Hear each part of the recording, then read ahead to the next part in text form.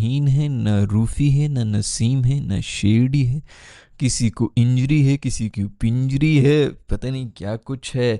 हमारे जो लेजेंड्स थे, मैं भी किसी दोस्त से अपने बात कर रहा था कि 5 इम्पोर्टेड सतून जो आज से 6 महीने पहले तक कोई सोच भी नहीं सकता था, और हम बोल रहे होते थे इन सबको बाहर करो यार, इन सबको इसलिए बाहर करो, प्लेयर्स स्लेयर्स की बात ही बहुत बाद में आती है, इसलिए बाहर करो क्योंकि उनकी हरकतें इस किस्म की हुई हुई थी यार।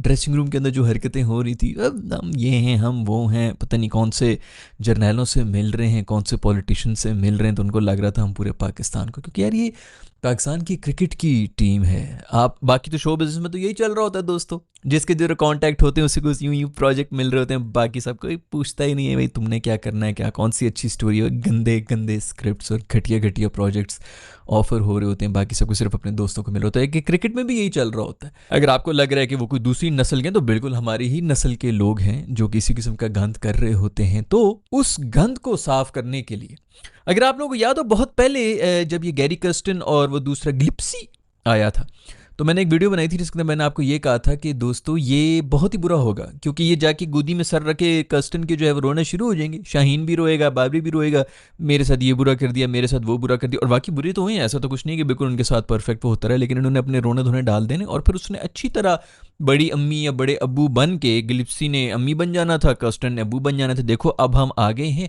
अब बिल्कुल इस तरह नहीं होगा, मुझे सही टाइम दो, 6 महीने साल उनको देना था, एक और रन मिलनी थी जिसके अंदर हमने फिर से साथ जलील हो जाना था, क्योंकि बीच में कोई यूनिटी नहीं होनी थी। गोरों को क्या समझ आती है कि भाई इनके बीच में क्या चल रहा है, ये प्रोफेशनलिज्म है या बीच में कोई इनकी पर्सनल खुंदक है जो इन्होंने रखी हुई है। तो वो इसी चक्कर में 1.5-2 साल निकल जाते, हम फिर से जलील होते रहते। बाय द टाइम गोरों को समझ आता कि भाई असल प्रॉब्लम तो ये खुद ही यही लोग ही हैं, तब तक 2 साल हो जाने थे। गोरों ने वैसी जो है या तो जलील होकर निकल जाना था या फिर छोड़ के दफा होना था कि मैं किस गंद में फंस गया हूं। तो 2 साल हमने जलील होना था, फिर एक नए कोच ने आ जाना था।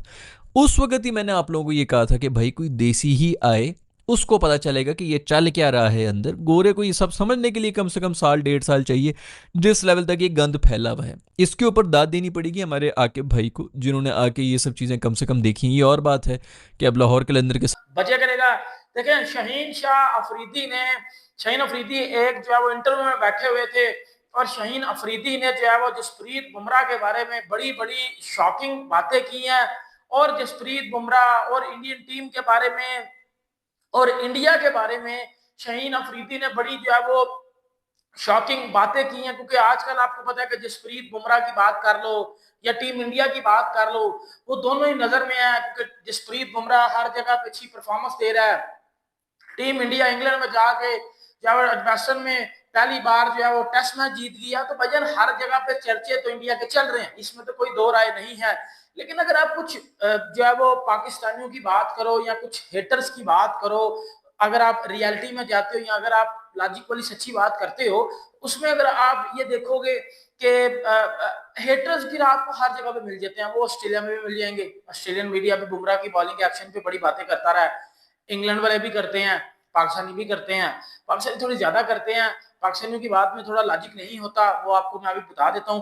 देखें जसप्रीत बुमराह, नो डाउट, मैं अगर बात करूं, शाहीन अफरीदी ने भी बुमराह के बारे में बातें की हैं, वो मैं पॉइंट्स आपको बाद में बताता हूं, लेकिन मेरे 2-3 पॉइंट्स बड़े जरूरी हैं, वो सबसे पहले आप जरा सुन लीजिएगा, फिर आप अपना फीडबैक भी दीजिएगा ना। देखें आपसे बात कर रहा हूं तो वो बात करने का मकसद तब भी है ना जब आपको मेरी बात समझ आए। जसप्रीत बुमराह एक ऐसा बॉलर है जिसने T20 में खुद को प्रूव किया, जिसने वनडे में खुद को प्रूव किया, और जिसने टेस्ट क्रिकेट में भी खुद को प्रूव किया। वसीम अकरम की आप बात कर लो, लेजेंड वसीम अकरम ने जसप्रीत बुमराह के बारे में बोला है कि जसप्रीत बुमराह तीनों फॉर्मेट का ग्रेटेस्ट ऑफ ऑल टाइम है, मतलब तीनों फॉर्मेट का, one day, test, T20। Shoaib Akhtar ने बोला है कि इस एरा का 2000 जो सेंचुरी आई है इसका ग्रेटेस्ट एवर बॉलर है जसप्रीत बुमराह। मतलब इस एरा में आपको जेम्स एंडरसन मिलता है, स्टेन मिलता है, उसके बाद ब्रॉड मिलता है, तो है कि वो वाइस कप्तान है। हाँ। और वो बनाया था उसे इसी चक्कर में कि कप्तान भी बनेगा एक दिन। हाँ, मगर ये कि पाकिस्तान चक्कर में था भाई। क्रिकेट बोर्ड ने जिस अंदाज से 2024 में, मुझे याद है कि 2024 में जब पाकिस्तान का T20 वर्ल्ड कप के लिए स्क्वाड अनाउंस किया गया था, तो उसमें याद है ईमेल के ऊपर इन्होंने किया था, और वो ईमेल भी मुझे याद है कि जिस ईमेल पे इन्होंने किया था, उससे पहले अगर आप चले जाएं तो मोहम्मद वसीम हुआ करते थे, जो नए बच्चे को जिसका डेब्यू होता था, जिसको मौका दिया जाता था, उसको फोन करके बताते थे तुम एक काम करो, तैयार हो जाओ, किट बैग तैयार कर लो, तुम्हें टीम में रख। तो मैं कह रहा हूँ पाकिस्तान क्रिकेट बोर्ड ने अपनी इस रविश को बरकरार रखा और आज जिस अंदाज से पाकिस्तान क्रिकेट बोर्ड के सीईओ समीर अहमद सैयद, जिनका काम ठंडे कमरे में बैठकर पाकिस्तान क्रिकेट की पॉलिसीज बनाना, आइटनरीज वगैरह बनाना और दीगर चीजों के ऊपर दीगर चीजों को क्रिकेट के लिए लेकर आना पिछले 1.5 महीने से, वो उसमें तो नाकाम नजर आए। मगर पाकिस्तान क्रिकेट टीम का बांग्लादेश के खिलाफ होने वाले स्क्वाड को अनाउंस करते हुए फिर उसके बाद क्रिकेट अफेयर्स के अंदर क्या नाम है, हामिद मीर साहब के बाद मैंने अगर कोई नाम सुना है तो वह आमिर मीर का, यानी कि करंट अफेयर्स में हामिद मीर साहब और क्रिकेट अफेयर्स में आमिर मीर साहब। तो इन्होंने आज पाकिस्तान क्रिकेट का जो स्क्वाड है, क्रिकेट टीम का जो स्क्वाड है बांग्लादेश के खिलाफ, उसको अनाउंसमेंट किया और कई एक सवाल थे जिनका जवाब उनके पास डेफिनेटली नहीं होगा क्योंकि वो फील्ड का हिस्सा तो नहीं है, मगर ये एक जिम्मेदारी है पाकिस्तान क्रिकेट बोर्ड की क्योंकि वो स्पेशल एडवाइजर है चेयरमैन पीसीबी मोहसिन नकवी के। तो उन्होंने जनाब आज बैठकर आज अनाउंस किया और एक जो चुपता हुआ सवाल उनसे किया गया वो ये कि लोगों ने कहा कि भैया वाइस कप्तान किधर है, तो उन्होंने बोला नहीं, अब पूरी दुनिया में जो है ना वाइस कप्तान की अफादियत खत्म हो गई है, अब बगैर वाइस कप्तान तो शायद आपको बनाने में क्यों ख्याल आया था आपको उसको बचाने के लिए या खिलाने के लिए कि खेलेगा इसलिए वाइस कप्तान है। तो पाकिस्तान का स्क्वाड तो अनाउंस हो गया, मगर इस स्क्वाड के अंदर वाले स्क्वाड तो बता दो क्या है। स्क्वाड बताता हूँ, एक सेकंड। स्क्वाड में कई एक नए नाम किया गया, कैप्टन ही है तो चलो ठीक है, 3 ही मैच की सीरीज है, कौन सी कोई बहुत लंबी सीरीज है, तो कैप्टन सलमान अली आगा साहब हैं। बाकी स्क्वाड आपके सामने, Ibrar Ahmed Daniyal is fast bowler और medium fast bowler. Faheem Ashraf, जनाब राणा साहब को तो आप जानते ही हैं। फखर जमान, हसन नवाज, बड़ी अच्छी बैटिंग की है इसने, हसन नवाज ने। हुसैन तल्लत बैटिंग भी करता है और मीडियम फास्ट से बॉलिंग भी कर लेता है। खुशदिल शाह, उसके बाद अब्बास अफरीदी, हारिस विकेट कीपर।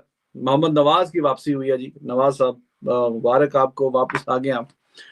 और Sahibzada Farhan wicket keeper batsman, Saim Ayub, Salman Mirza, Sufiyan Muqeem. Salman Mirza अभी लाहौर कलंदर की तरफ से खेला था पीएसएल में भी और काफी अच्छी बॉलिंग करवाई थी कुछ मैचेस में, कुछ में पिट भी गया था लेकिन ज्यादातर मतलब अच्छी बॉलिंग करवाने में कामयाब हुआ था। और सुफियान मुकीम, चाइनामैन, ही इज बैक। इसको साइड पे करना ही नहीं चाहिए था, इसको खिलाते रहते साथ साथ में, लेकिन चूंकि अब वाइस कैप्टन शादाब खान बन गए थे पहले, इस सीरीज से पहले, तो अब उसने तो मोर और लेस सारे मैचेस खेलने थे। जब उसने सारे मैचेस खेलने थे तो फिर कोई और स्पिनर बीच में, कोई पता नहीं उसको चांस मिलता ना मिलता, लेकिन खैर अब वो नहीं है तो अब ओवरऑल जो है ये नवाज को डाला उसकी जगह पे कि चलो शादाब नहीं है तो नवाज आ जाए। अच्छा जी, स्क्वाड जो है ठीक है, बांग्लादेश कोई बहुत अच्छी क्रिकेट नहीं खेल रही बांग्लादेश, आपको पता है। पाकिस्तान ने घर में भी बड़ा अच्छे आराम से हराया, फिर उससे पहले वो यूएई में खेल रहे थे, 2-1 वहां से हारे। T20 जरा एक ऐसा फॉर्मेट है कि जिसमें ऊपर नीचे काम होता रहता है, मतलब अच्छी टीमें जो हैं वो भी अक्सर हार जाती हैं, लेकिन बांग्लादेश लेटली रीबिल्डिंग प्रोसेस से वो भी गुजर रहा है, तो बहुत अच्छी उन्होंने क्रिकेट खेली नहीं है। पाकिस्तान ने जो स्क्वाड अनाउंस किया है इसके बीच में से देखिए, फिर अगर आप किसी को थोड़ा सा बैक करते हैं तो थोड़ा फिर उसको जरा चांस देना चाहिए, जरा थोड़ा सा लंबा।